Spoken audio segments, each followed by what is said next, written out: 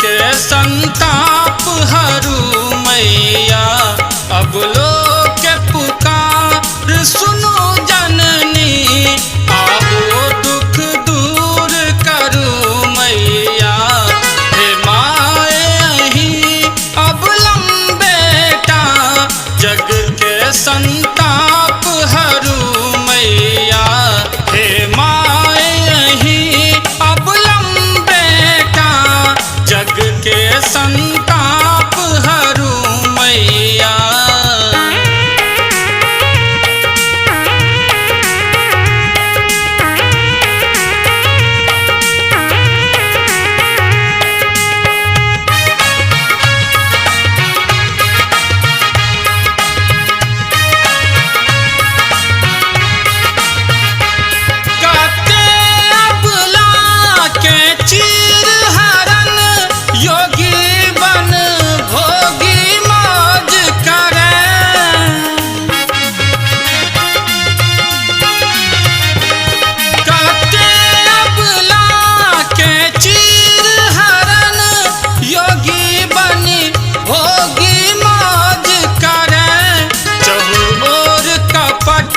अन्याय बरे जग के सब कष्ट हरू मैया।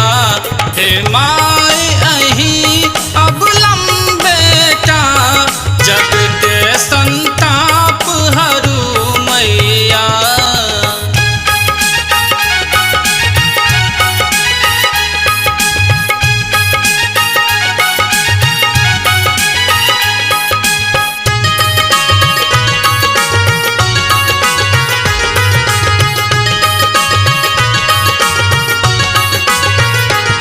अब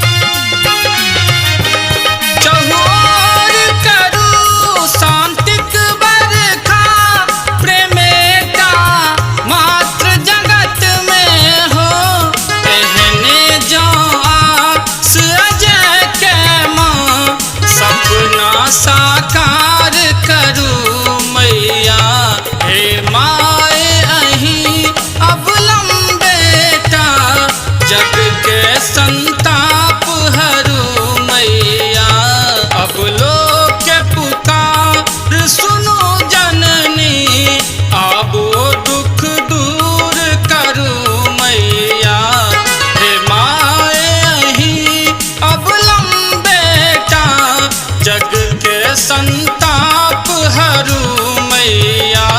हे माए अहीं अबलम बेटा जग के संताप